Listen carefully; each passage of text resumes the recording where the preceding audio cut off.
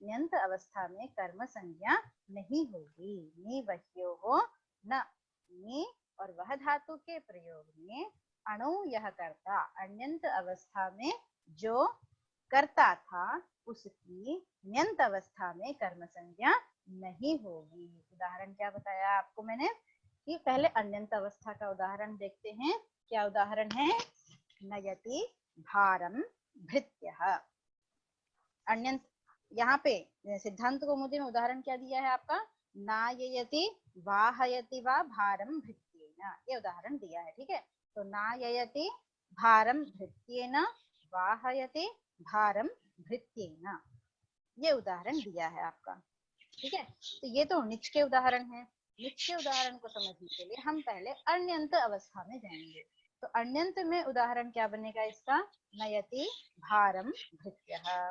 इसी प्रकार वह धातु का बनेगा वहति भारम भृत्यः। ठीक है, तो नयति भारम भृत्यः, वहति भारम भृत्यः, इन दोनों उदाहरणों में नयति और वहति धातु का प्रयोग है, और नयति और वहति धातु का कर्ता कौन बन रहा है? भृत्यः। ठीक है, तो जो भृत्यः कर्ता बन रहा है नयति और वहति धातु के प्रयोग में, वह भृत्य जो है अण्यंत निजंत प्रयोग होने पर उसकी कर्म संज्ञा गति बुद्धि सूत्र से हो रही थी, लेकिन निवह्यो हो न, इस वार्तिक से क्या हुआ? वार्तिककार ने क्या कहा कि उस कर्ता की, मतलब जो भृत्य कर्ता बन रहा है, उस कर्ता की कर्म संज्ञा नहीं होगी।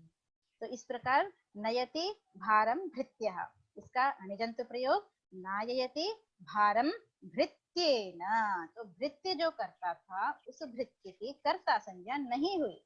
और जब क्षम्यताम, उस भृत्य की जो कर्ता था उस कर्ता की कर्म संज्ञा नहीं हुई। ठीक है, नायति भारम भृत्येन, इस उदाहरण में, निजंत उदाहरण में कर्म संज्ञा नहीं हुई, और जब कर्म संज्ञा नहीं हुई तो वो कर्ता ही रह गया। ठीक है, भृत्य जो है कर्तृ संज्ञक ही रह गया, और जब भृत्य कर्तृ संज्ञक रह गया तब क्या होगा? तो कर्तृ करणयोस् तृतीया, इस सूत्र से वहां तृतीया विभक्ति हो गई। तो इस प्रकार नायति भारम भृत्येन, तृतीया हो गई। ठीक है, और भारम तो कर्तुरीप्सिततमम कर्म से द्वितीया है ही, क्योंकि भार को ढोना या भार को ले जाना उसको इष्टतम है, इस कारण से भारम तो द्वितीया कर्तुरीप्सिततमम कर्म से है ही। तो इस प्रकार नायति भारम भृत्येन बन गया। और ऐसे ही वह धातु के प्रयोग में वहति भारम भृत्यः, भृत्य करता था, उस कर्ता की वाहयति भारम भृत्येन, यहाँ कर्म संज्ञा नहीं होगी। कैसे नहीं होगी? तो निवह्योर न, इस वार्तिक के कथन से, वार्तिक पाठ के कारण से निवह्यो हो न, ऐसा कहने से यहाँ भृत्य की कर्म संज्ञा नहीं होगी। कर्म संज्ञा नहीं होगी तो भृत्य कर्तृ संज्ञक ही रह जाएगा, कर्ता होने से वहां पर कर्तृकरण तृतीया से तृतीया हो गई। तो वाहयति भारम भृत्येन, भृत्य की यदि कर्म संज्ञा होती तो वहां पे द्वितीय विभक्ति दिखाई देती। ठीक है, तो द्वितीय विभक्ति नहीं है बल्कि तृतीय विभक्ति है इसलिए। ठीक है, तो नाययति भारम भृत्येन और वाहयति भारम भृत्येन। ठीक है, इस प्रकार से ये आपका निवह्यो हो न।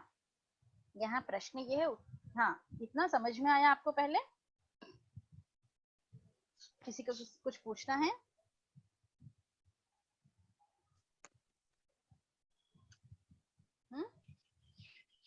या आगे चलें? चलिए तो आगे चलते हैं। ठीक है, यहाँ पे एक प्रश्न उठना चाहिए, क्या कि नी और वह धातु में, जैसे कि गति बुद्धि सूत्र क्या कहता है? गत्यर्थक, बुद्धिर्थक, प्रत्यवसानार्थक और शब्द कर्म और अकर्म, इन धातुओं के प्रयोग में ही अणु यह कर्ता सह अणु कर्म भवति। ठीक है, अण्यंत अवस्था में कर्ता की अण्यंत अवस्था में कर्म संज्ञा होती। ठीक है, तो अब ये जो नी धातु है और वह धातु है, वह किस अर्थ में आती है? गत्यर्थक है या बुद्धिर्थक है या प्रत्यवसानार्थक है या शब्द कर्म है या अकर्म है? किस में आती है बताइए? यदि इनमें से किसी में भी नहीं आती है तो फिर यहाँ पे इससे कर्म संज्ञा होगी ही नहीं, क्योंकि आपको मैंने कल के पाठ में बताया था कि यह सूत्र नियमार्थ बनेगा और इनसे अतिरिक्त अर्थों में कर्म संज्ञा नहीं होगी। उदाहरण भी दिया था आपको, क्या दिया था? देवदत्तः ओदनम पचति, यह उदाहरण दिया था। और रावः देवदत्तेन ओदनम पाचयति। ठीक है, तो देवदत्त जो करता था वो यहाँ पे करता ही रहेगा, कर्म नहीं होगा, क्योंकि पचति धातु न तो गत्यर्थक थी, न बुद्ध्यर्थक है, न प्रत्यवसानार्थक है, न ही शब्द कर्म है, न ही अकर्मक है। तो इन अर्थ के धातुओं के प्रयोग में ही कर्ता की कर्म संज्ञा होगी। ठीक है, गति बुद्धि सूत्र से। तो इस प्रकार यह जो नयति धातु है, वहति धातु है, इनमें कर्ता की कर्म संज्ञा पा रही होगी, तभी निषेध करने का कोई मतलब है। जब कर्म संज्ञा की प्राप्ति ही नहीं है तो निषेध करने का तो कोई प्रयोजन ही नहीं बनता है ना, क्योंकि प्राप्ति पूर्व को ही निषेध है। ठीक है, जब आपको रसगुल्ला खाने के लिए मिल ही नहीं रहा है तो आप पहले ही मना करने लग गए, नहीं नहीं मुझे नहीं चाहिए रसगुल्ला, ऐसा तो नहीं होता है ना। तो जब आपको कोई दे रहा होगा तभी आप उसको मना कर सकते हैं, है ना। तो प्राप्ति हो रही होगी तभी उसका निषेध किया जाता है। इस प्रकार से नयति और वहति, ठीक है, यहाँ पर कर्म संज्ञा की प्राप्ति हो रही है, तभी वार्तिककार ने निवह्यो हो न, नि और वह धातु के प्रयोग में कर्ता की कर्म संज्ञा नहीं होगी, ऐसा निषेध कहना पड़ा। तो प्रश्न यह उठता है कि नि और वह धातु से, वह धातु के प्रयोग में कर्ता की कर्म संज्ञा किससे पा रही है? अणु यह कर्ता सह अणु कर्म स्यात्, गति बुद्धि सूत्र से पा रही है यदि, तो ये नि धातु वह धातु गत्यर्थक है या बुद्ध्यर्थक है या प्रत्यवसानार्थक है या शब्द कर्म है या अकर्मक है, ये हमें ढूंढना है ना। जब इनमें से कोई होगी तभी इसकी कर्म संज्ञा होगी इस सूत्र से। तो कहते हैं नि धातु और वह धातु नि प्रापणी, वह प्रापणी, प्रापण अर्थ में है, प्राप्ति ही प्राप्ति अर्थ में है। नि धातु और वह धातु प्राप्ति अर्थ में, ठीक है। तो नि वह, यह प्राप्ति अर्थ में जो धातु है, और प्राप्ति जो अर्थ है वो गति अर्थक है। गति के तीन अर्थ बताते हैं, क्या क्या? ज्ञानम, गमनम और प्राप्ति। ठीक है, ज्ञानम, गमनम और प्राप्ति। तो इस प्रकार नि और वह धातु का अर्थ है प्राप्ति, और प्राप्ति ही इति गत्यर्थकत्वात्, प्राप्ति यह गति का ही एक अर्थ है। तो इस प्रकार गत्यर्थक हुआ, गत्यर्थक होने से गति बुद्धि इस सूत्र से कर्म संज्ञा की प्राप्ति है, और उस कर्म संज्ञा की जो प्राप्ति है वहां पे उस कर्म संज्ञा का निवह्यो हो न, इस वार्तिक से निषेध किया जाएगा कि निवह इत्यनयोः ण्यन्तयोः प्रयोज्य कर्तुः गति बुद्धि इति सूत्रेण विहिताया कर्म संज्ञा सा न भवति। ठीक है, नि और वह धातु के प्रयोग में, ण्यंत प्रयोग में, निच प्रयोग में प्रयोज्य कर्ता की, है ना, जो पहले करता था अब कर्म बन रहा है, तो उस प्रयोज्य कर्ता की गति बुद्धि इस सूत्र से कर्म संज्ञा न हो, नहीं होती है, यह इस वार्तिक का अर्थ है। तो इस प्रकार नाययति भारम भृत्येन, भृत्य में भृत्य की कर्ता संज्ञा ही रह जाएगी और कर्ता होने से तृतीया हो जाएगी। ठीक है, तो इस प्रकार यह वार्तिक पूर्ण हुई आपकी। आगे चलें, आगे की वार्तिक है आदि खाद्योर न। ठीक है, आदि खाद्योर न, इसका उदाहरण क्या दिया है सिद्धांत कौमुदी में? आदयति खादयति वा अन्नम बटुना। ठीक है, आदयति खादयति वा अन्नम बटुना। ठीक है, आदयति और खादयति, यहाँ पे आदयति में धातु है अदभक्षणे और खादयति में धातु है खाद्रि भक्षणे। ठीक है, तो आदयति और खादयति यह जो प्रयोग है वो निजंत प्रयोग है, निच करके बना है। ठीक है, और इसका अण्यंत प्रयोग क्या बनेगा? तो अत्ति और खादति। ठीक है, फलम अत्ति मतलब फल खाता है, फलम खादति मतलब फल खाता है, दोनों का अर्थ एक ही है। लेकिन जब निच करेंगे तो फलम आदयति मतलब माता फलम आदयति, माता फल खिलाती है, और इसी प्रकार माता फलम खादति, नहीं, बालकः फलम खादति, बालक फल खाता है, और माता फलम खादयति, माता बालक को फल खिलाती है, यह अर्थ हो जाएगा। ठीक है, तो इस प्रकार अति का निजंत प्रयोग बनेगा आदयति और खादति का निजंत प्रयोग बना खादयति। ठीक है, तो ये दोनों याद रखिएगा, अति आदयति, खादति और खादयति। ठीक है, तो अब अद धातु और खाद धातु ये दोनों ही किस अर्थ में हो गई? प्रत्यवसानार्थक हो गई। और जब प्रत्यवसानार्थक हो गई तो गति बुद्धि प्रत्यवसानार्थ शब्द कर्मा कर्म काणामणि कर्ता सनो, इस सूत्र से अणु यह कर्ता सह अणु कर्म स्यात्। अण्यंत अवस्था में जो करता है उसके ण्यंत अवस्था में कर्म संज्ञा हो रही है। ठीक है, जब कर्म संज्ञा होगी तो आपका उदाहरण क्या बनेगा? यहाँ पे क्या उदाहरण है कि आदयते खादयते वा अन्नम बटुना। ठीक है, अन्यंत में क्या बनेगा? अति अन्नम बटुहु, बटुहु नाम बालक, बटुक। ठीक है, तो अति अन्नम बटुहु या वहति अन्नम बटुहु।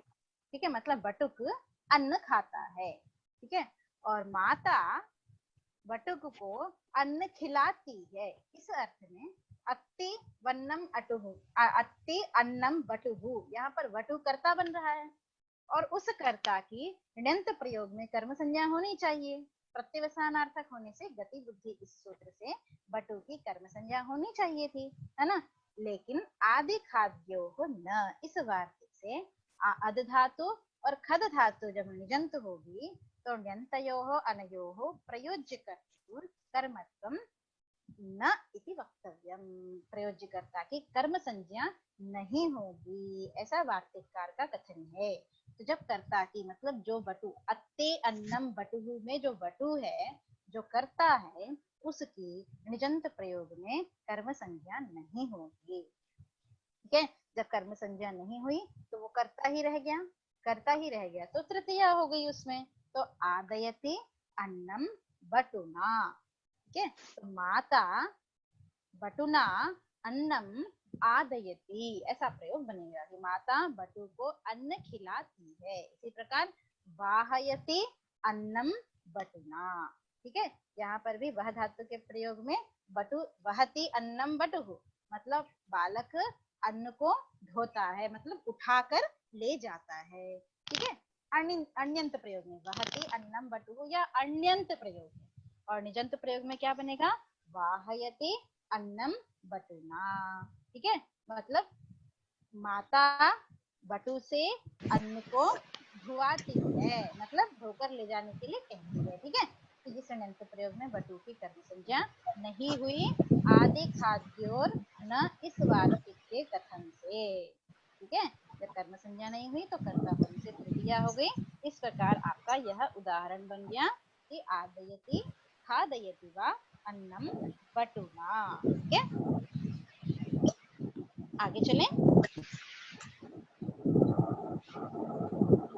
दिवेश अपना माइक बंद कीजिए।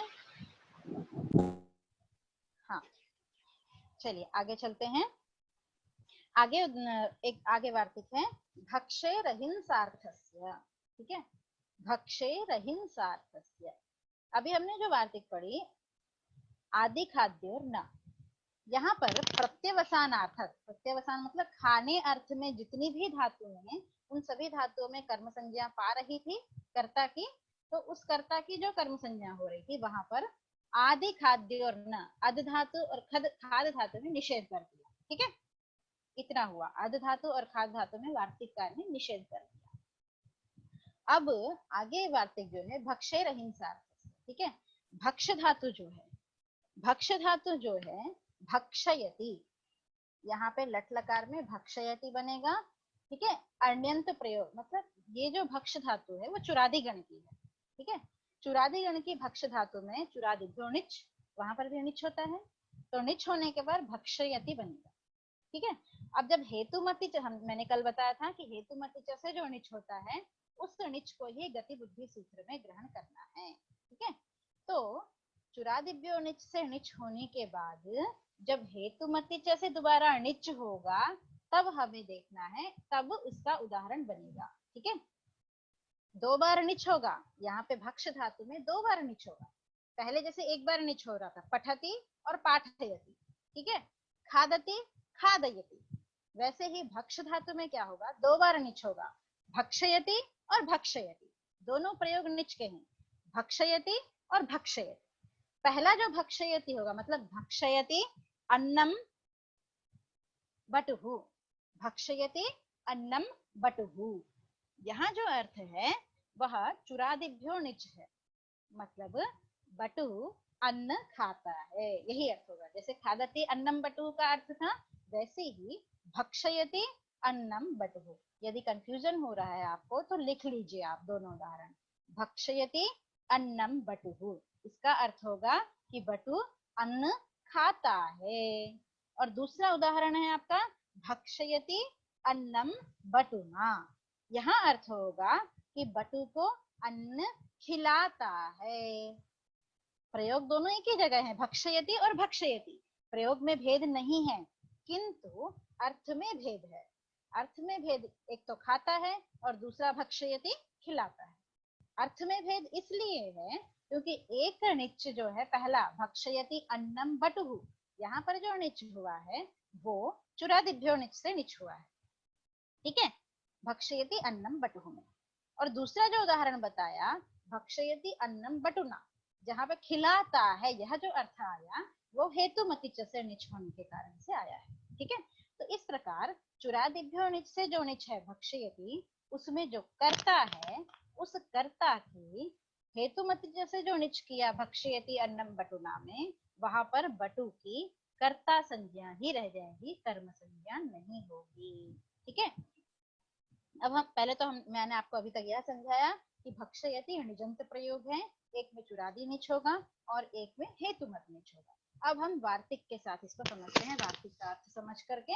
वार्तिक क्या कह रही है, भक्षेरहिंसार्थस्य, ठीक है।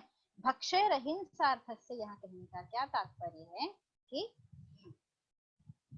जो भक्ष धातु है, ठीक है, जो भक्ष धातु है वो भी क्या है, प्रत्यवसानार्थ में है, मतलब खाता है इस अर्थ में। जैसे अति, खादति ये धातु थी, वैसे ही भक्ष धातु भी है, ठीक है। भक्ष धातु भी प्रत्यवसानार्थक होने से गति बुद्धि इस सूत्र से कर्म संज्ञा की प्राप्ति थी, ठीक है। गति बुद्धि इस सूत्र से कर्म संज्ञा, कर्ता की कर्म संज्ञा होनी चाहिए, और जब कर्ता की कर्म संज्ञा होनी चाहिए, कर्म संज्ञा होने लगी, ठीक है।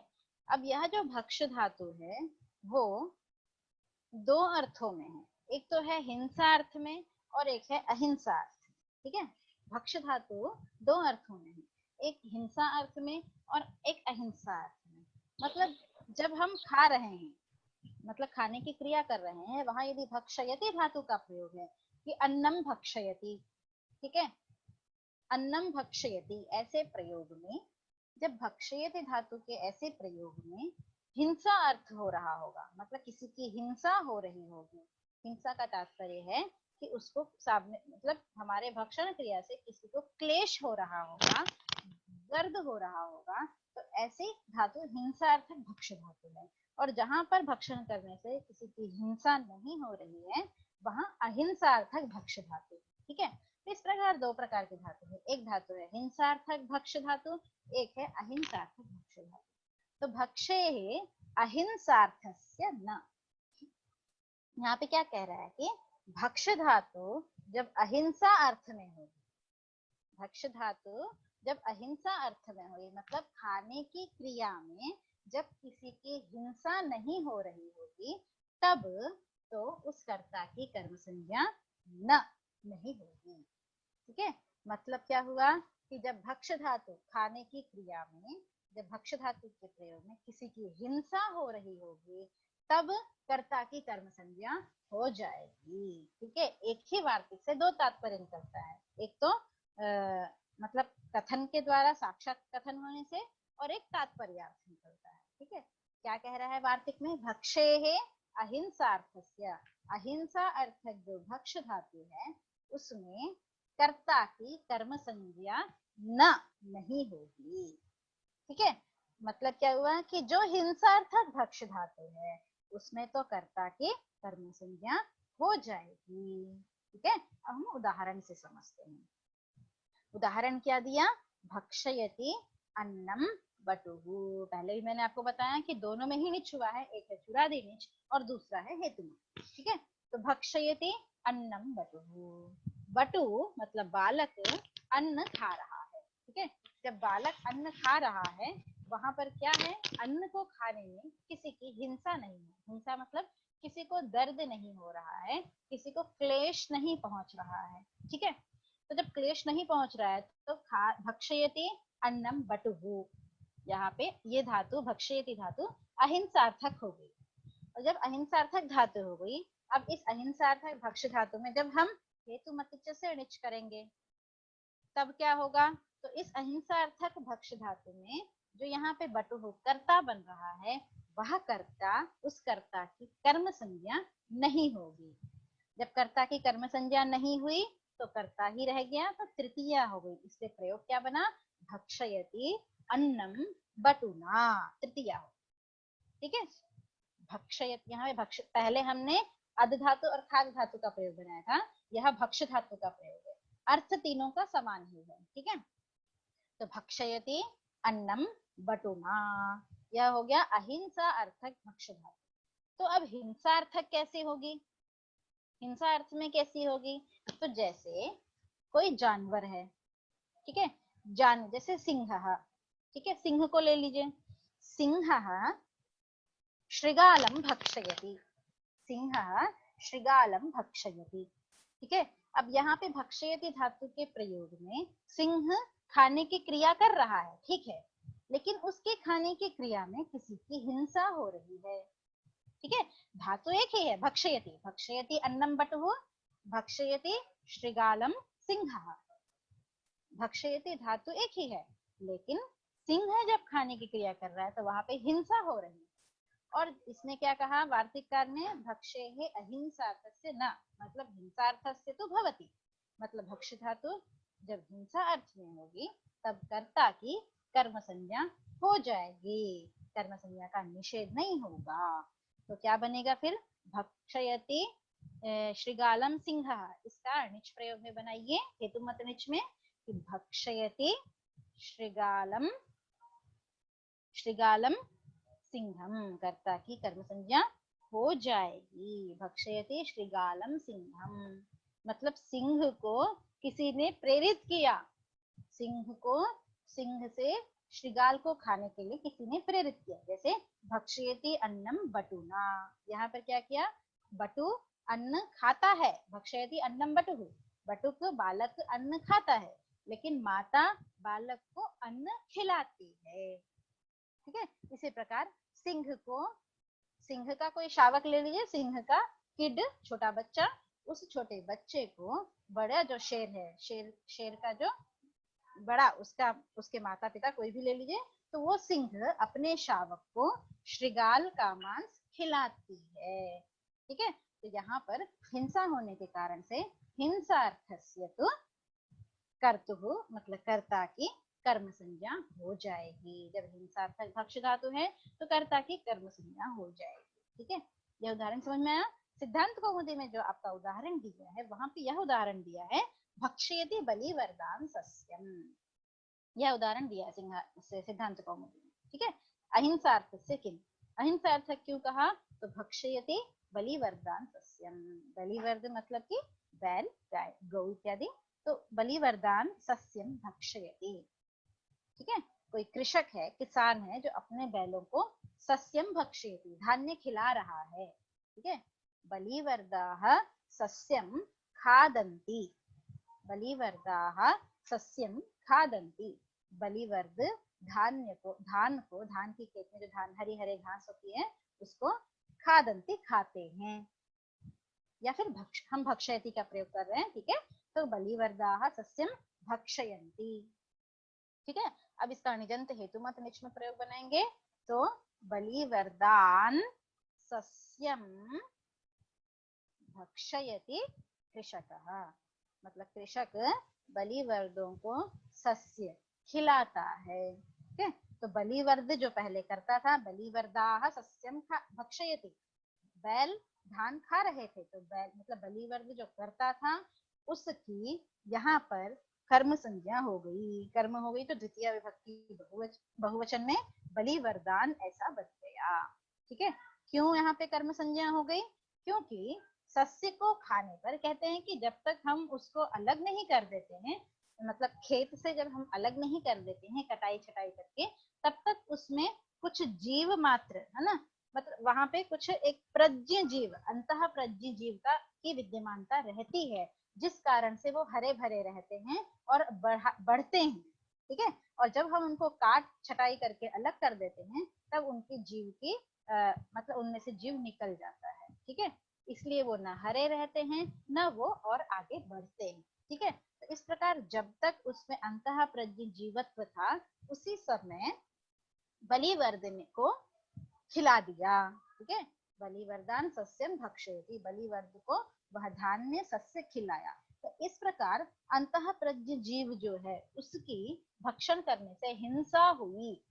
ठीक है, तो यहाँ पे हिंसार्थक धातु का प्रयोग होने के कारण से हिंसार्थक भक्ष धातु के प्रयोग में कर्ता की कर्म संज्ञा हो जाएगी, लेकिन अहिंसार्थक भक्ष धातु हो प्रयोगे कर्ता की कर्म संज्ञा नहीं होगी।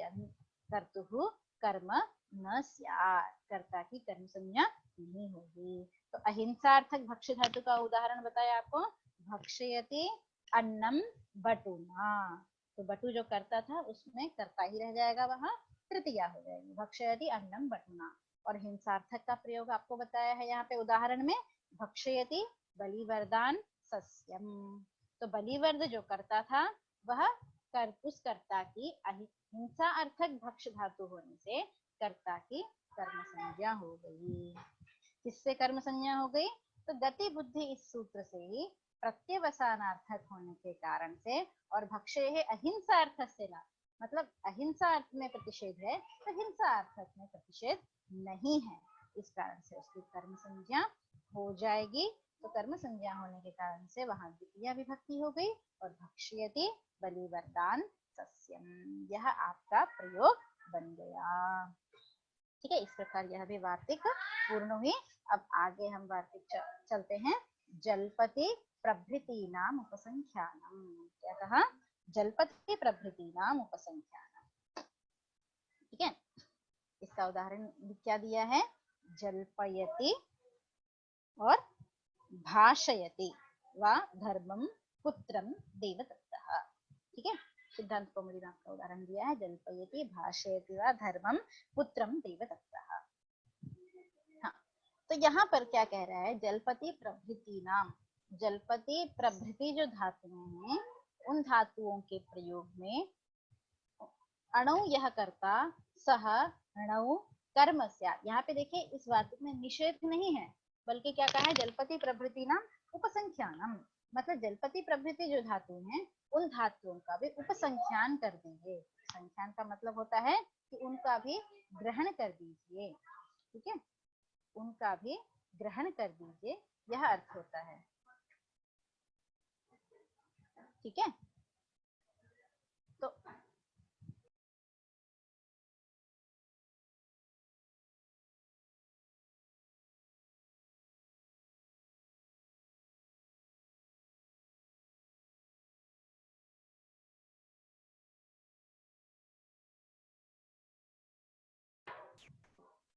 तो इस प्रकार से जलपति प्रभृति नाम उपसंख्यानम ऐसा कहने पर यहाँ पे उपसंख्यान मतलब पाठ कर दीजिए, कथन कर दीजिए। तो किसका कथन करना है? जलपति इत्यादि धातुओं का। किसमें पाठ कर दीजिए?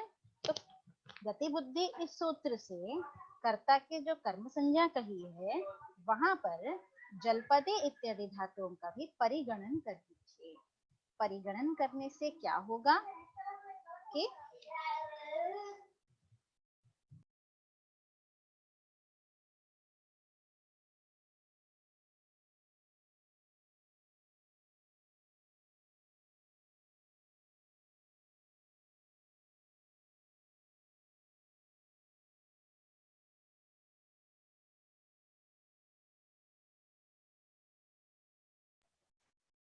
हाँ, तो उपसंख्यान करने से क्या होगा कि जिनका उपसंख्यान कर दिया गया है, उपसंख्यात जो धातुएं हैं उनकी भी कर्म संज्ञा हो जाएगी। जब उन मतलब जो पहले कर्ता थी उस कर्ता की कर्म संज्ञा हो जाएगी। ठीक है, तो इस प्रकार से अणु यह कर्ता जलपति प्रभृति नाम उपसंख्यानम से जलपति प्रभृति एतेषां धातूनां प्रयोगे अणु यह कर्ता सह णौ कर्मी स्यात्, ऐसा अर्थ बनेगा। ठीक है, णौ कर्म संज्ञा वक्तव्या। उदाहरण क्या दिया, जल्पयति भक्षयति वा धर्मं पुत्रं देवदत्तः। तो जल्पति और भाषयति, भक्षयति नहीं है, भाषयति। तो जल्पयति भाषयति वा धर्मं पुत्रं देवदत्तः। तो इसका हम पहले अण्यंत में प्रयोग बनाएंगे कि पुत्रः धर्मं जल्पति। ठीक है, पुत्रः धर्मं भाषते, पुत्रः धर्मं जल्पति, पुत्रः धर्मं भाषते, यह अण्यंत प्रयोग बना। ठीक है, तो अण्यंत प्रयोग में जब जलपति और भाषते, भाष धातु आत्मनेपदी है, तो जलपति और भाषते इन धातु के प्रयोग में जो कर्ता बन रहा है कौन, पुत्र, उस कर्ता की कर्म संज्ञा हो जाएगी। वसुतः जलपति और भाषते जो है न तो गत्यर्थक है, बुद्ध्यर्थक है, प्रत्यवसानार्थक है, न तो शब्द यहाँ पे कर्म बन रहा है, न ये अकर्म। तो वस्तुतः यहाँ पे कर्ता की कर्म संज्ञा की प्राप्ति नहीं थी। ठीक है, कर्ता की कर्म संज्ञा प्राप्ति नहीं थी, इस कारण से वार्तिककार को यह वार्तिक पढ़नी पड़ी कि इनका भी वहां पे उपसंख्यान कर दीजिए, तो इन धातुओं के प्रयोग में जलपति इत्यादि धातुओं के प्रयोग में भी कर्ता कर्म संज्ञा हो जाए, जिससे कि यह प्रयोग साधु सिद्ध हो जाए। तो जलपति पुत्रः धर्मं जलपति पुत्रः धर्मं भाषते, इस अण्यंत का अण्यंत में क्या बनाया, जल्पयति धर्मं पुत्रम, मतलब धर्म को, धर्म का वाचन कर रहा है, धर्म को कह रहा है कौन, पुत्र। जलपति धर्मम पुत्र, मतलब पुत्र जो है धर्म को कह रहा है, तो उससे कहलवा कौन रहा है, जल्पयति भाषयति, कौन कहलवा रहा है, तो कहा पिता या फिर देवदत्त, कोई भी ले लीजिए। तो देवदत्त क्या है, उसको बोलने के लिए, धर्म का भाषण करने के लिए प्रेरित कर रहा है। ठीक है, तो देवदत्तः पुत्रम धर्मम जल्पयति, या फिर देवदत्तः पुत्रम धर्मम भाषयति। ठीक है, मतलब देवदत्तः पुत्रम प्रेरयति, देवदत्त पुत्र को प्रेरित कर रहा है। ठीक है, तो इस प्रकार से जो पुत्र पहले करता था उस कर्ता की यहाँ पर कर्म संज्ञा हो जाएगी। ठीक है, इस प्रकार आपकी वार्तिक हुई जलपति प्रभृति नाम उपसंख्यानम। आगे चलते हैं, आगे वार्तिक है दृशेश्च। ठीक है, दृश धातु का भी उपसंख्यान कर दीजिए, दृशिर प्रेक्षणे पश्यति। ठीक है, पश्यति, यहाँ पे दृश्य धातु का भी उपसंख्यान कर दीजिए कि दृश्य धातु के प्रयोग में भी अणौ यह कर्ता सहणौ कर्म स्यात्। ठीक है, अनंत अवस्था में जो करता है यंत अवस्था में उसकी कर्म संज्ञा होती है, ऐसा आप उपसंख्यान कर दीजिए। तो इससे होगा क्या, हम देखते हैं पहले अनंत अवस्था में क्या बनेगा, भक्ताः हरिं पश्यन्ति। ठीक है, अनंत अवस्था में भक्ताः हरिं पश्यन्ति, पश्यति पश्यतः पश्यन्ति, पश्यति मतलब देखता है, और दृश्य धातु में दर्शयति मतलब दिखाता है। ठीक है, तो पश्यति पश्यतः पश्यन्ति, इसका अनिजंत प्रयोग बना दर्शयति दर्शयतः दर्शयन्ति। ठीक है, तो पश्यति देखता है, हरिम भक्ताः पश्यन्ति, भक्त जो है हरि को देखते हैं। ठीक है, अब इसका अनुजंत में हम उदाहरण बनाएंगे, क्या बनेगा, दर्शयति हरिम भक्तान, भक्तों को हरि के दर्शन करवाता है, कश्चन अर्चक। ठीक है, कोई अर्चक है, पुजारी है जो भक्तों को हरि के दर्शन करवाता है। तो हरि ही हरिम भक्ताः पश्यन्ति, यहाँ पर हरिम भक्ताः पश्यन्ति, यहाँ पर भक्त कर्ता बन रहा था, भक्त हरि को देखते हैं, यहाँ पर भक्त कर्ता बन रहा है, लेकिन निजंत प्रयोग में क्या हुआ कि भक्तों को हरि के दर्शन करवाता है। तो इस प्रकार कर्ता कौन हुआ, अर्चक, अर्चक कर्ता हुआ। तो पहले क्या करता था, भक्त करता था, उस वह जो पहले भक्त करता था उस कर्ता के यहाँ निजंत प्रयोग में कर्म संज्ञा हो गई। जब निजंत प्रयोग में उसकी कर्म संज्ञा हो गई तब क्या होगा, उस कर्म में द्वितीया हो गई। ठीक है, तो इस कारण से हरिम भक्ताः पश्यन्ति, इसका जब निजंत प्रयोग बनाएंगे तो हरिम भक्तान दर्शयति, अर्चकः भक्तान हरिम दर्शयति, भक्तान में द्वितीया और द्वितीया बहुवचन में भक्तान यह प्रयोग। ठीक है, इस प्रकार आपकी यह वार्तिक भी पूर्ण हुई। ठीक है, आगे कह रहे हैं कि ज्ञान सामान्यार्थानामेव अत्र ग्रहणम न तो तद विशेषार्थानाम। ठीक है, गति बुद्धि प्रत्यवसानार्थक में जो गति है, गति जो है वो ज्ञान सामान्य अर्थ का ग्रहण किया है वहाँ बुद्धि। ठीक है, वहाँ बुद्धि से ज्ञान सामान्य अर्थ ग्रहण किया है। ठीक है, ज्ञान विशेष अर्थ का ग्रहण न होने से दृश्य धातु का और इसी प्रकार स्मरति और जिघ्रति, मतलब इंद्रिय के सन्निकर्ष से जो उत्पन्न ज्ञान है उनका विशेष ज्ञान का, इंद्रिय मतलब जब घ्राण शक्ति का, घ्राण शक्ति इंद्रिय का जब नासिका इंद्रिय का जब सन्निकर्ष होगा तो घ्राण शक्ति से उस ज्ञान का जो उत्पन्न होना है, तो इस प्रकार तत्त इंद्रिय से विशेष ज्ञान की जब उपस्थिति होगी उस विशेष ज्ञान को यहाँ पे नहीं लिया गया है। ठीक है, सामान्य ज्ञान का ज्ञान सामान्य से अत्र ग्रहणम, ज्ञान सामान्यार्थानामेव अत्र ग्रहणम। तो इस कारण से यहाँ पे दृश्य धातु का ग्रहण नहीं हो पा रहा था तो वार्तिककार को इस धातु का परिगणन करना पड़ा। ठीक है, आगे चलते हैं हम। आगे वार्तिक है शब्दायतेर न, आगे वार्तिक है शब्दायतेर न। ठीक है, शब्दायतेर न, यहाँ पर शब्दायते से, शब्दायते का अर्थ क्या है, शब्दम करोति। ठीक है, शब्दायते का अर्थ है शब्दम करोति, शब्दम करोति इति अर्थे शब्दायते यह प्रयोग बनता है। शब्दम करोति, यहाँ पर शब्द एक सूत्र है, शब्द वैर कलहाभ्य कण्व मेघेभ्यः करणे, इस सूत्र से वहां क्यंग प्रत्यय होता है तो शब्दम करोति इस अर्थ में शब्दायते यह प्रयोग बनता है। तो क्यंग प्रत्यय करने के बाद शब्द क्यंग, वहां पे अकृत सार्वधातु प्रयोग दीर्घ से शब्दा दीर्घ होकर के, अकृत सार्वधातु प्रयोग दीर्घ इस सूत्र से दीर्घ होकर के शब्दा क्यंग प्रत्यय का य, शब्दाय, इस शब्दाय की सनाद्यंता धातवः से धातु संज्ञा हो जाएगी तो शब्दाय यह धातु बन जाएगा। और शब्दायतेर न इस वार्तिक में जो शब्दायते है वो जो ते है वो ष्टिपा निर्देश है, धातु निर्देश है, इक्ष्टिपौ वक्तव्यो ऐसा कहने से वहां ष्टिप है, वो इत्तजी प्रत्यय नहीं है, ये ध्यान रखना पड़ेगा कि वहां ष्टिप निर्देश है। तो शब्दाय इस धातु के प्रयोग में भी अणौ यह कर्ता सहणौ कर्म न स्यात्, अन्यंत अवस्था में जो करता है उसकी ण्यंत अवस्था में कर्म संज्ञा नहीं होगी। ठीक है, तो इस प्रकार से शब्दाय इस धातु के प्रयोग में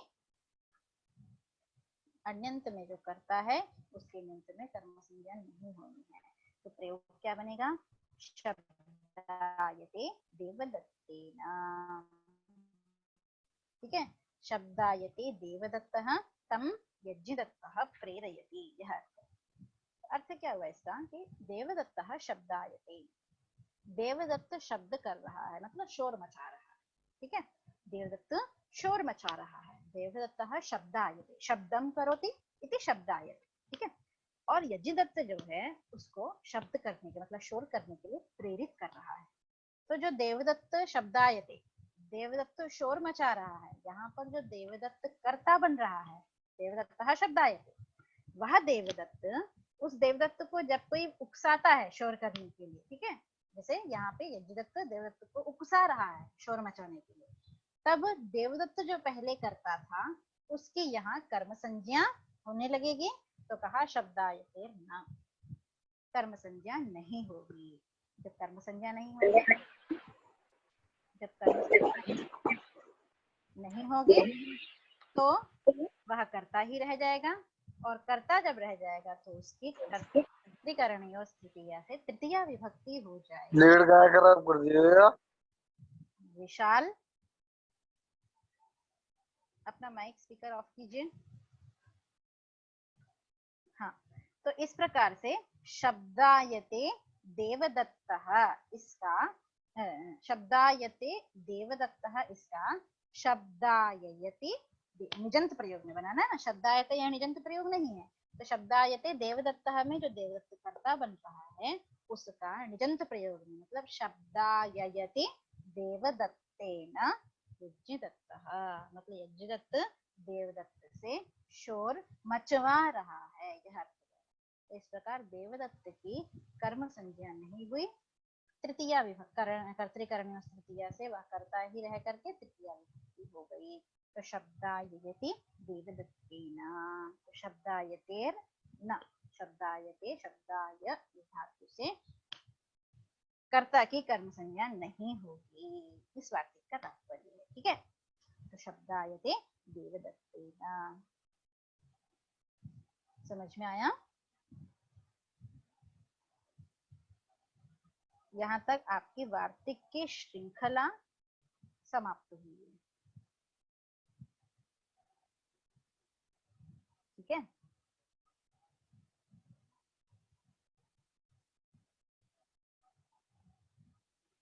चलिए ये सूत्र आपका पूर्ण हुआ। गति बुद्धि प्रत्यवसानार्थ शब्द कर्मा कर्म कारणामणि कर्ता सनौ, यह सूत्र, यह कर्म संज्ञा विधायक सूत्र आपका पूर्ण हुआ।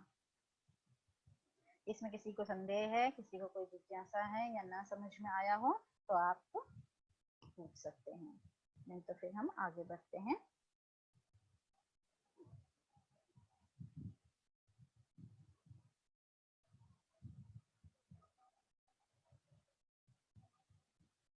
हाँ, तो आगे बढ़ें।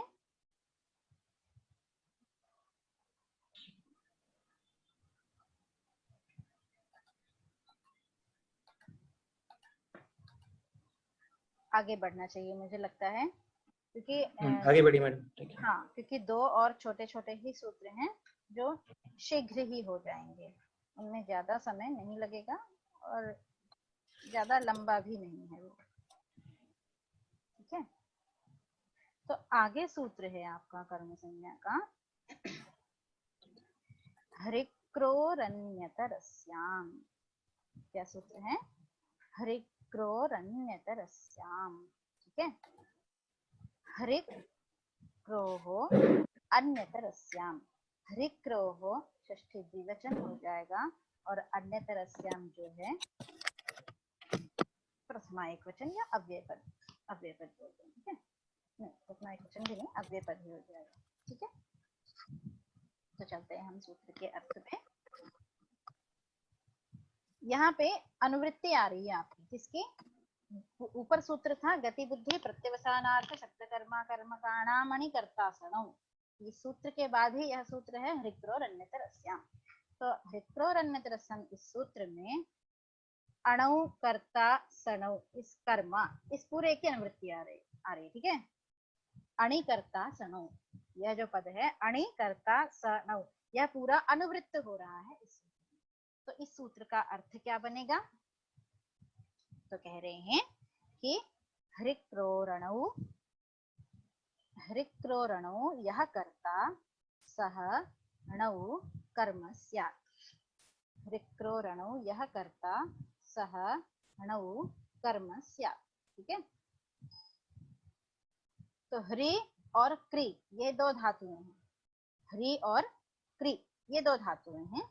इन दो धातुओं के प्रयोग में अणु यह कर्ता सह णौ कर्म स्यात्, मतलब हरि मतलब हरति और क्री मतलब करोति। ठीक है, हरिहरणे और डुक्री करणे, तो हरति और करोति इन धातुओं के प्रयोग में अणु यह कर्ता अण्यंत अवस्था में जो करता है उस कर्ता की ण्यंत अवस्था में कर्म संज्ञा हो जाएगी, और वो भी कैसे होगी? तो अन्यतरस्याम विकल्प से होगी। देखिए अब एक आ गया अन्यतरस्याम, मतलब यहाँ पे कर्ता की कर्म संज्ञा विभाषा विकल्प से होगी। मतलब एक बार तो कर्ता की कर्म संज्ञा हो जाएगी तो कर्मणि द्वितीया से द्वितीया हो जाएगी, और जिस पक्ष में कर्ता की कर्म संज्ञा नहीं होगी उस पक्ष में वह कर्ता ही रह जाएगा, तो कर्तृकरणीय तृतीया से वहां उसकी तृतीया विभक्ति हो जाएगी। ठीक है, ठीक है, हुआ आपके सूत्र का अर्थ हुआ। तो क्या है, ह्री और क्री इत्येतयोः धात्वोः, इन दो धातुओं के अन्यंतयोः, अन्यंत इन दो धातुओं के का जो करता है, यह कर्ता सह यंतावस्थायाम, यंत निजंत धातुओं की अवस्था में विकल्पेन, अन्यतरस्य मतलब विकल्पेन कर्म संज्ञको भवति। ठीक है, अब हम उदाहरण पे चलते हैं। उदाहरण क्या बताया, हारयति कारयति वा, हरति करोति वा कथं भृत्यः तं प्रेरयति इत्यर्थः। अत्र प्रयोज्य कर्तृभृत्यस्य कर्मत्व विकल्पः। ये आपके सिद्धांत कौमुदी की बाल मनोरमा की पंक्ति है। ठीक है, तो हारयति कारयति वा भृत्यं भृत्येन वा कथं। ठीक है, पहले हम अन्यंत प्रयोग देखते हैं। हरति माणवकः भारम। ठीक है, अन्यंत प्रयोग में क्या बना, हरि धातु का हरति माणवकः भारम। बालक भार का हरण कर लेता है, मतलब उसके भार को दूर कर देता है। ठीक है, तो हरति माणवकः भारम, इसका जब हम ण्यंत प्रयोग बनाएंगे तो क्या बनेगा, हारयति, हाँ, हरति माणवकः भारम, इसमें हरति इस धातु का कर्ता बन रहा है माणवक। ठीक है, बालक जो है कर्ता बन रहा है माणवक। तो यह जो कर्ता है, अन्यंत में जो कर्ता है, उस माणवक की कर्ता की कर्म संज्ञा विकल्प से होगी। तो हारयति भारम माणवकम, या यहाँ पे भृत्य लिया है तो हारयति भारम भृत्यम, ऐसा ले लीजिए। सिद्धांत कौमुदी में भृत्य लिया है, भृत्य मतलब नौकर। तो हरति भारम भृत्यः, नौकर आपके भार को दूर करता है, तो भृत्यः कर्ता बन रहा है, हरति भारम भृत्यः। तो भृत्य जो करता है उस कर्ता की कर्म संज्ञा हो जाएगी निजंत प्रयोग में विकल्प से हो। जब निजंत प्रयोगों में विकल्प से जब हम कर्ता की कर्म संज्ञा कर देंगे तब उस भृत्य में द्वितीय विभक्ति हो जाएगी। तो क्या बना, हारयति भारम भृत्यम। ठीक है, उस नौकर का भी कोई मालिक है जो उसका बॉस है, उस बॉस ने उस नौकर से कहा कि अपने मतलब उस बच्चे का, मानव में के पास जो भार है उस भार को दूर कर दो। ठीक है, तो हारयति भारम भृत्यम। ठीक है, भृत्यः भारम हरति, नौकर को खुद से ऐसा लगा कि उस बालक के पास बहुत सारा वजन है, उस वजन को मैं दूर कर देता हूँ। तब भृत्य को जब खुद से लगा तो भृत्य कर्ता बन गया, तो हरति भारम भृत्य, ऐसा प्रयोग बन गया। लेकिन जब उस नौकर को खुद से नहीं लगा बल्कि किसी ने उसको प्रेरणा दी कि वो बेचारा बालक जा रहा है, उसके पास बहुत सारा वजन है, भार है, उसको तुम थोड़ा सा कम कर दो या दूर कर दो, तो जब किसी ने उसको प्रेरणा दी तब निजंत प्रयोग होगा। ठीक है, तब जो भृत्य पहले करता था उस कर्ता की कर्म संज्ञा हो गई और उस कर्म में द्वितीय विभक्ति होकर के क्या हारयति भारम भृत्यम, यह प्रयोग बन जाएगा। और यह कर्म संज्ञा का क्या, अन्यतरस्याम मतलब विकल्प से होनी है। तो जब कर्म संज्ञा विकल्प से हुई मतलब कि एक बार कर्म संज्ञा हो गई तो द्वितीय हो गई, भृत्यम बन गया। और जिस पक्ष में कर्म संज्ञा नहीं होगी तब कर्ता ही रह जाएगा, और जब कर्ता ही रह जाएगा तब वहां पे कर्तृकरण योस् तृतीया, इस सूत्र से वहां पे तृतीया हो गई। तो क्या प्रयोग बन गया, हारयति भारम भृत्येन। ठीक है, दोनों प्रयोग बन जाएंगे, हारयति भारम भृत्यम यह द्वितीय विभक्ति में, और हारयति भारम भृत्येन यह तृतीय विभक्ति में प्रयोग बन जाएगा। ठीक है, विकल्प से प्रयोग बन गया। इसी प्रकार डुक्री धातु है, क्री करणे, डुक्री करणे, इसका भी करोति अण्यंत में प्रयोग क्या बनेगा, करोति। ठीक है, निजंत में प्रयोग क्या बनेगा, कारयति। तो करोति कटम देवदत्तः, ऐसा प्रयोग ले लीजिए कि देवदत्त कट मतलब चटाई बनाता है, तो देवदत्तः कटम करोति। तो करोति में यहाँ देवदत्त क्या बन रहा है, कर्ता बन रहा है।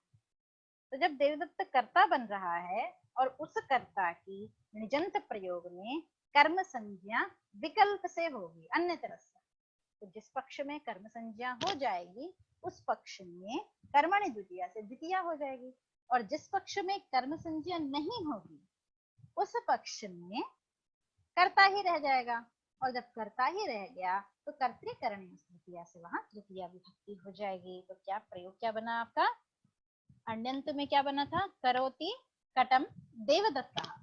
अब इसका हम ण्यंत में बनाएंगे, एक बार कर्म संज्ञा करेंगे एक बार नहीं करेंगे, तो कारयति कटम देवदत्तम। ठीक है, कर्म संज्ञा हो गई तो द्वितीया हो गई, और कारयति कटम देवदत्तेन, अर्थ दोनों का एक ही होगा, एक बार कर्म संज्ञा हुई तो द्वितीया हो गई, एक बार कर्म संज्ञा न होने के कारण से प्रथमा कर्ता ही रह गया तो तृतीया हो गई। तो कारयति कटम देवदत्तम और कारयति कटम देवदत्तेन। कोई अन्य राम है जिसने देवदत्त से चटाई बनवाई, इस अर्थ में कारयति कटम देवदत्तम रामः, रामः देवदत्तम कटम कारयति, या फिर रामः देवदत्तेन कटम कारयति। ये दोनों ही प्रयोग आपके साधु हैं, विकल्प से बन जाएंगे। ठीक है, इस प्रकार यह सूत्र का अर्थ और उदाहरण हुआ। अब यहाँ पे एक वार्तिक पढ़ी है, अभिवादि दृशोर आत्मनेपदे वेति वक्तव्यम्। अभिवादी और दृश्य इन दोनों धातुओं का प्रयोग जब आत्मनेपद में होगा तो भी विकल्प से कर्ता की कर्म संज्ञा हो जाए, मतलब अणु यह कर्ता सणु कर्म स्यात्। ठीक है, तो क्या बनाया, अभिवादयते दर्शयते देवं भक्तं भक्तेन वा। ठीक है, अभिवादयते अभिवादयते दर्शयते। ठीक है, जब आत्मनेपद में प्रयोग होगा तब समझना है। जब अभिवादन इसका जब आत्मनेपद में आप प्रयोग करेंगे तो कह रहे हैं कि इन दोनों के प्रयोग में भी अणु यह कर्ता सह णौ कर्म स्यात् विकल्पेन। ठीक है, तो पहले हम इसका अण्यंत में चलते हैं, प्रयोग देखते हैं। अभिवदति, अभिवदति मतलब अभिवादन मतलब नमस्कार करना, तो अभिवदति मतलब नमस्करोति। तो अभिवदति देवं भक्तः, भक्त देव को नमस्कार करता है, तो देव को नमस्कार करता है, इसमें भक्त क्या हुआ, कर्ता हो गया, तो भक्तः देवं अभिवदति। ठीक है, और उस भक्त को तम गुरु प्रेरयति, उस भक्त को जब नमस्कार करने के लिए गुरु प्रेरित करता है तब बन जाएगा निजंत प्रयोग। जब निजंत प्रयोग बना तब वहां पर यदि आत्मनेपद हुआ, ठीक है, आत्मनेपद होगा तो अभिवादयते, और यदि परस्मैपद पद होगा तो अभिवादयति, ऐसा बनेगा। ठीक है, यहाँ पे जो कहा है अभिवाद दृश्य और आत्मनेपदे वेति वक्तव्य में, अभिवादन और दृश्य धातु का जब आत्मनेपद में आप प्रयोग करेंगे तब तो कर्ता की कर्म संज्ञा हो जाएगी विकल्प से। ठीक है, और जब आत्मनेपद का आप प्रयोग नहीं करेंगे तब कर्ता की कर्म संज्ञा नहीं होगी। ठीक है, तो आत्मनेपद का प्रयोग मतलब अभिवादयते, ऐसे ही दर्शयते। ठीक है, अभिवादयते और दर्शयते, यह आत्मनेपद में बनेगा। तो उदाहरण क्या बनाया इन्होंने कि परस्मै पद में क्या बनाया, अभिवादयति देवं भक्तेन, परस्मै पद में तो कर्ता की कर्म संज्ञा होगी नहीं, तो अभिवादयति जब परस्मै पद में बना तो जो अभिवादयति देवं भक्तेन मतलब भक्तः देवं अभिवदति, जब निच नहीं किया तब चले भक्तः देवं अभिवदति। यहाँ पर निच नहीं है तो इसका जब निच प्रयोग करेंगे अब हम, तो वह निच परस्मै पद में होगा तब कर्म संज्ञा नहीं होगी, और हाँ कर्म संज्ञा नहीं होगी। और जब वह निच आत्मनेपद में होगा तब उस कर्ता की कर्म संज्ञा हो जाएगी। कर्ता यहाँ है भक्त, ठीक है, भक्तः देवम अभिवदति। यहाँ पे यदि अब करेंगे हम परस्मै पद में तो अभिवादयति, क्या बना, अभिवादयति देवम भक्तेन। कर्ता कर्ता ही रह गया, कर्म संज्ञा नहीं हुई। क्यों नहीं हुई? क्योंकि अभिवादयति परस्मै पद में सुनाई दे रहा है, तो परस्मै पद होने पर कर्ता की कर्म संज्ञा नहीं होगी। तो अभिवादयति देवम भक्तेन, ठीक है। इसी प्रकार से दृश्य धातु का पश्यति देवम भक्तः, इसका निच में हम परस्मै पद में बनाएंगे तो दर्शयति देवम भक्तेन, ऐसा बनेगा, ठीक है। चूंकि दर्शयति और अभिवादयति परस्मै पद है, इस कारण से कर्ता की कर्म संज्ञा नहीं होगी, कर्ता ही रह जाएगा। तो कर्ता की तृतीया विभक्ति हो जाएगी कर्तृकर्मयोः तृतीया से।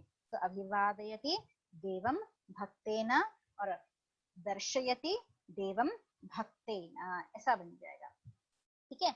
अब जब आत्मनेपद करेंगे, आत्मनेपद करने पर क्या होगा कि अभिवादयते, ठीक है, क्या बनेगा, अभिवादयते देवम भक्तम और भक्तेन।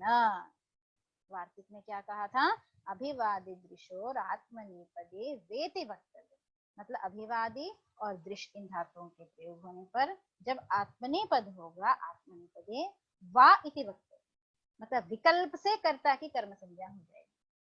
आत्मनेपद में प्रयोग होने पर विकल्प से कर्ता की कर्म संज्ञा हो जाएगी, मतलब एक पक्ष में तो कर्ता की कर्म संज्ञा होगी तब द्वितीया हो जाएगी, और एक पक्ष में जब कर्ता की कर्म संज्ञा नहीं होगी तब कर्ता ही रह जाएगा और कर्ता में तृतीया, ठीक है। तो क्या बनाया, हमने परस्मै पद का उदाहरण देख लिया कि अभिवादयति भक्तम देवदत्तेन और दर्शयति भक्तम देवदत्तेन, नहीं देवदत्त नहीं लिया था यहाँ पे, देवम भक्तेन ऐसा लिया, ठीक है। अभिवादयति देवम भक्तेन और दर्शयति देवम भक्तेन। परस्मै पद में तो कर्ता की कर्म संज्ञा होगी ही नहीं। अब आत्मनेपद में चलते हैं। आत्मनेपद में कहा कि कर्ता की कर्म संज्ञा वा, मतलब विकल्प से हो जाएगी। तो अभिवादयते देवम भक्तम, ठीक है, अभिवादयते देवम भक्तम, तो भक्त जो करता था उस कर्ता की कर्म संज्ञा हो गई, उस पक्ष में द्वितीया हो गई, तो अभिवादयते देवम भक्तम। और जिस पक्ष में कर्ता की कर्म संज्ञा नहीं होगी वहां पर क्या बन जाएगा, कर्ता ही रह जाएगा, तृतीया हो जाएगी, तो अभिवादयते देवम भक्तेन, ठीक है। और इसी प्रकार दृश्य धातु का दर्शयते देवम भक्तम, द्वितीया हो गई, कर्म हो गया, और जिस पक्ष में कर्म नहीं होगा वहां कर्ता ही रह जाएगा, तो दर्शयते देवम भक्तेन, ऐसा प्रयोग बन जाएगा। तो अभिवादी दृशोरात्मनेपदे वेति वक्तव्यम, यह इस वार्तिक का यह तात्पर्य हुआ। और ये दो उदाहरण हो गए, क्या, अभिवादयति देवम भक्तेन, पश्यत दर्शयति देवम भक्तेन परस्मै पद में। और आत्मनेपद में क्या हुआ कि अभिवादयते देवम भक्तम और अभिवादयते देवम भक्तेन, विकल्प से दो उदाहरण बनेंगे। ऐसे ही दृश्य धातु के भी दर्शयते देवम भक्तम और दर्शयते देवम भक्तेन, ठीक है।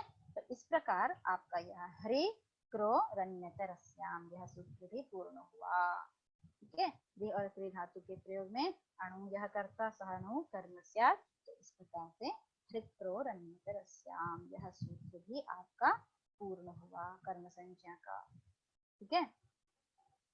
इसमें किसी को कोई संदेह है, कुछ प्रश्न है?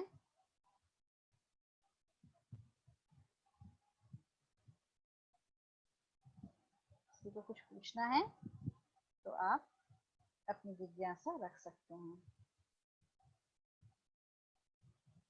ठीक है। और हम एक 5 मिनट और हम पढ़ लेते हैं, एक छोटा सा सूत्र है, तो आपकी कर्म संज्ञा पूर्ण हो जाएगी, ठीक है। क्या सूत्र है वो? हमने पहले पढ़ा था अधिशिंस्थासाम कर्म, ठीक है। 2 दिन पहले की कक्षा में हमने पढ़ा था सत्र में अधिशिंस्थासाम कर्म के अधि उपसर्ग पूर्वक शिंस्था धातु हो तो आधारः कर्म संज्ञा, आधार की कर्म संज्ञा हमने की थी, ठीक है। उसी प्रकार हमने एक सूत्र पढ़ा था अभिनिविशश्च, ठीक है। अभि और नि उपसर्ग पूर्वक विष धातु है तो भी आधार की कर्म संज्ञा हो जाएगी। तो उसका हमने उदाहरण बनाया था वैकुंठम अध्यास्ते, वैकुंठम अधिशेते, है ना। ये सारे हमने उदाहरण बनाए थे। तो उसी क्रम में एक और सूत्र है छोटा सा, उपान वध्यान वसः। आपको सिद्धांत कौमुदी में सूत्र मिल गया होगा, उपान वध्यान वसः, छोटा सा सूत्र है। हम इस सूत्र को करके सत्र को विराम देंगे। चलिए, तो उपान वध्यांग वसः मिल गया सभी को सूत्र। हाँ मैम। हाँ चलिए, तो हम आगे बढ़ते हैं फिर, ठीक है। क्या कह रहे हैं, उपान वध्यांग वसः में उप अनु अधि आंग, उपश्च अनुश्च अधिश्च आंग च उपान वध्यांग, ठीक है। तो उप अनु अधि आंग इतेषां द्वन्द्व समासः, ठीक है। उपान वध्यांग पूर्वः वस्, उपान वध्यांग पूर्वः वस्, उपान वध्यांग वसः, यहाँ पे शाक पार्थिवादीना उपसंख्यान इस सूत्र से समास होकर के उपान वध्यांग वसः ऐसा बन जाएगा, ठीक है। अर्थ क्या दिया है, उपाधि पूर्वस्य वसतेराधारः कर्म स्यात्, उपाधि पूर्वस्य वसतेराधारः कर्म, वस जो है धातु है, ठीक है। वसति वसतः वसन्ति, ठीक है। तो उपाधि पूर्वस्य, उपाधि आदि शब्द से उप अनु अधि आंग ये उपसर्ग लिए हैं। तो उपाधि पूर्वस्य, उप इत्यादि उपसर्ग पूर्वक उप अनु अधि आंग इत्येवं पूर्वस्य वसते धातोः आधारः, वस धातु का जो आधार है तत् कर्म संज्ञं स्यात्, उसकी कर्म संज्ञा हो जाए, आधारः कर्म संज्ञः स्यात्, ठीक है। उदाहरण क्या बनाया, उपवसति अनुवसति अधिवसति आवसति व वैकुंठम नदी, मतलब वस धातु के साथ सभी उपसर्ग का प्रयोग करना है और उसका जो आधार बन रहा है उसकी कर्म संज्ञा करनी है, यह अर्थ हुआ। तो वैकुंठ, हरिः वैकुंठम उपवसति, हरि वैकुंठ में निवास करते हैं। हरिः वैकुंठम अनुवसति, हरिः वैकुंठम अधिवसति, हरिः वैकुंठम आवसति। इन सभी उपसर्ग के प्रयोग में वस धातु हो तो उसका जो भी आधार बन रहा है उसकी कर्म संज्ञा होगी, यह उपान वध्यांग वसः इस सूत्र से स्पष्ट होता है, ठीक है। तो उपवसति, यहाँ पर लौकिक हम उदाहरण लेते हैं, ग्रामम उपवसति, सेना, गांव के समीप में सेना रहती है। तो उप उपसर्ग पूर्वक ग्राम, ग्रामम उपवसति, उप उपसर्ग पूर्वक वस धातु का प्रयोग है। तो उप उपसर्ग पूर्वक जब वस धातु का प्रयोग हुआ तो उपवसति मतलब रहती है, कहाँ रहती है, तो गांव के समीप रहती है, ठीक है। समीप अर्थ को बताने के लिए तो उप उपसर्ग से हमें समीप अर्थ का बोध हो रहा है, ठीक है, उपवसति, ठीक है। तो गांव के समीप रहती है, तो गांव जो है अधिकरण बन रहा है, आधार बन रहा है ना। तो जो भी आधार बन रहा है उसकी कर्म संज्ञा हो जाएगी, कब, जब उप उपसर्ग पूर्वक वस धातु का हम प्रयोग करें। तो सेना उपवसति, सेना रहती है, कहाँ रहती है, तो गांव के पास रहती है। तो इस कारण से ग्राम में ग्राम की कर्म संज्ञा कर दी, उपान वध्यांग वसः इस सूत्र से कर्म संज्ञा होकर द्वितीया हुई। तो ग्रामम उपवसति सेना। इसी प्रकार पर्वतम उपवसति, पर्वत के समीप रहती है, तो पर्वत क्या है, आधार है, आधार होने से कर्म संज्ञा होगी। इसी प्रकार ग्रामम अनुवसति, तो गांव आधार बन रहा है, जैसे वैकुंठम अनुवसति, वैकुंठ आधार बन रहा है, तो जो आधार है उसकी कर्म संज्ञा हो जाएगी। यही आपका सूत्र कहता है उपान वध्यांग वसः, उप अनु अधि आंग एतेषां पूर्वस्य वसते है, मतलब वस धातु का जो आधार है उसकी कर्म संज्ञा होती है। ठीक है, इस प्रकार यह सूत्र भी आपका पूर्ण हुआ। आगे कुछ उपपद विभक्तियां दी हैं, कारिका दी है। उभ सर्वतसोः कार्या धिगुपर्यादिषु त्रिषु, है ना। द्वितीयां म्रेडितान्तेषु ततोऽन्यत्रापि दृश्यते। ये कारिका पढ़ी है। क्या कह रहे हैं इस कारिका में? अभी तक जो चल रहा था, क्या चल रहा था कि पहले कर्म संज्ञा कर रहे थे और उसके बाद उस कर्म कारक में हम द्वितीय विभक्ति कर रहे हैं। ठीक है, पहले कर्म संज्ञा हुई और उसके बाद उस कर्म कारक की द्वितीय विभक्ति हुई। लेकिन अब ये जो कारिका पढ़ी है उसमें क्या कह रहे हैं कि उभ सर्वतसोः कार्या, मतलब जो जो इसमें शब्द दिए गए हैं उन शब्दों के प्रयोग में द्वितीय होती है, ऐसा। भेद क्या है? तो पहले क्या कर रहे थे? पहले कर्म संज्ञा बता रहे थे, उसको हम कर्म कारक बता रहे थे, फिर हम विभक्ति का विधान कर रहे हैं। तो ऐसे जो पहले कारक बताकर फिर विभक्ति का विधान करते हैं उनको कहते हैं कारक विभक्ति, क्योंकि कारक को निर्देश करके, कारक को आधार मान के हम विभक्ति ला रहे हैं। यदि कर्म कारक है तो द्वितीय होगी, यदि अधिकरण है तो सप्तमी होगी। ठीक है, तो कारक को आधार मानकर हम द्वितीय कर रहे थे, इसलिए ऐसी विभक्तियों को कहते हैं कारक विभक्ति। ठीक है, अब जो हम कारिका में पढ़ने जा रहे हैं उभ सर्वतसोः में, यहाँ पे कोई कारक नहीं बताया जाएगा, बल्कि क्या बताएंगे कि इस शब्द के प्रयोग में द्वितीय विभक्ति होती है। जैसे बताएंगे कि धिक शब्द के प्रयोग में द्वितीय, तो यहाँ पे कारक का कोई संबंध नहीं है। तो ऐसी जो विभक्तियां हैं उनको कहते हैं कि उपपद विभक्ति। ठीक है, धिक शब्द जब उपपद हो, मतलब धिक शब्द का प्रयोग हो तो द्वितीय होगी, तो ये कहलाती है उपपद विभक्ति। इस प्रकार क्या कह रहे हैं? उभ सर्वतसोः कार्या, कि उभ और सर्व जो सर्वनाम शब्द हैं, दोनों उभ शब्द और सर्व शब्द, ये जो तसंत प्रत्यय होंगे तब इनके प्रयोग में द्वितीय होगी। ठीक है, तो उदाहरण क्या बताया?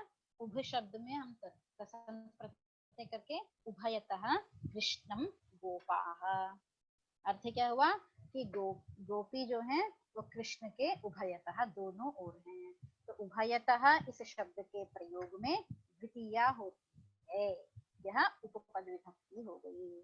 इस कारिका से ही पता चला कि उभ सर्वतसोः कार्या, उभ शब्द के प्रयोग में द्वितीय हो। इसी प्रकार सर्वतः, सर्वतः इस शब्द के प्रयोग में द्वितीय होगी, तो सर्वतः कृष्णम गोपाः, गोपियां कृष्ण के सर्वतः मतलब सभी ओर हैं। ठीक है, तो सर्वतः शब्द का प्रयोग होगा तो द्वितीय हो जाएगी। यहाँ पे कर्म कारक, अधिकरण कारक, संप्रदान कारक, कारक से कोई भी लेना देना नहीं है। हमने सर्वतः ऐसा शब्द देखा और द्वितीय विभक्ति कर दी। ठीक है, आगे क्या कह रहे हैं? धिक उपर्यादिषु त्रिषु, धिक शब्द के प्रयोग में भी द्वितीय होती है। उदाहरण क्या बताया? धिक कृष्णा भक्तम, निंदा अर्थ में हो गया। कृष्ण का जो भक्त नहीं है उसको धिक्कार है, मतलब उसकी निंदा की। तात्पर्य क्या होगा? कृष्ण का भक्त होना चाहिए, तो धिक कृष्णा भक्तम। ठीक है, तो कृष्णा भक्तम यहाँ पे द्वितीय विभक्ति हो गई, क्योंकि धिक शब्द का प्रयोग हम कर रहे हैं, तो धिक शब्द के प्रयोग में द्वितीय हो गई। इसी प्रकार उपर्यादिषु त्रिषु, उपर्यादि 3 शब्द हैं, उन 3 शब्दों के प्रयोग में भी द्वितीय। क्या है वो? तो उपर्युपरि, अधोधः, अध्यधि, ये 3 शब्द हैं। उपर्युपरि, उपर्युपरि मतलब ऊपर ऊपर, अध्यधि मतलब अध्यधि लोकम मतलब अंदर अंदर, और अधोधः मतलब नीचे नीचे, इस प्रकार। ठीक है, तो उपर्युपरि लोकम हरिः, अध्यधि लोकम हरिः, अध्यधि लोकम, अधोधः लोकम, इस प्रकार से उदाहरण दिया। तो उपर्युपरि, अध्यधि, अधोधः, इन शब्दों के प्रयोग में द्वितीय होती है, ऐसा इस कारिका से स्पष्ट हुआ। तो यहाँ पे किसी कारक का निर्देश नहीं है, केवल हमने शब्द देखा और द्वितीय विभक्ति वाक्य में कर देंगे। तो उपर्युपरि लोकम, अध्यधि लोकम, अधोधः लोकम। ठीक है, तो ये उपपद विभक्ति हो गई। आगे कह रहे हैं द्वितीयां रेडितान्तेषु। ठीक है, द्वितीय का अन्वय सब जगह हो जाएगा। तो आम्रेडितान्तेषु,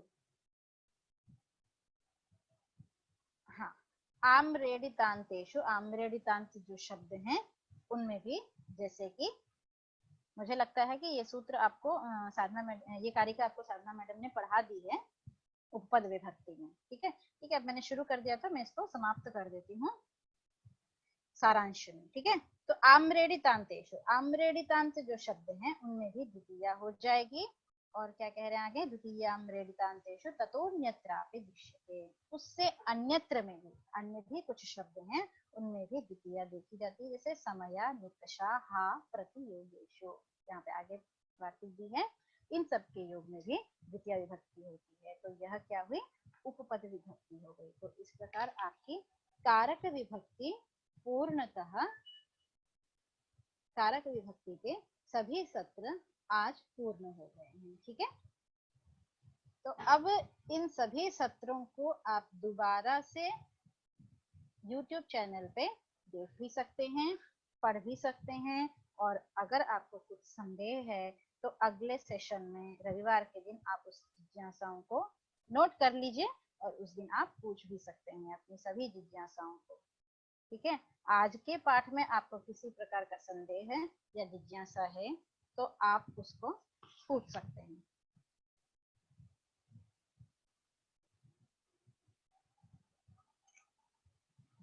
किसी को कुछ पूछना है?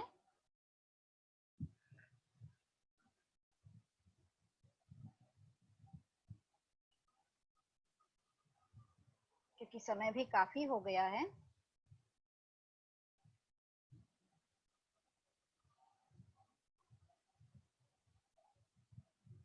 किसी को कोई जिज्ञासा, कुछ पूछना है, या फिर हम इस सत्र को यहाँ पर समाप्त करते हैं।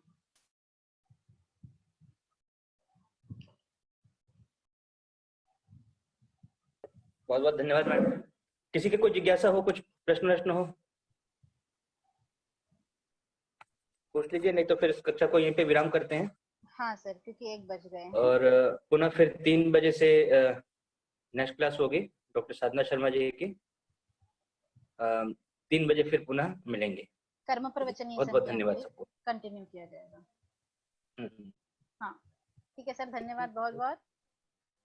नमस्कार, धन्यवाद।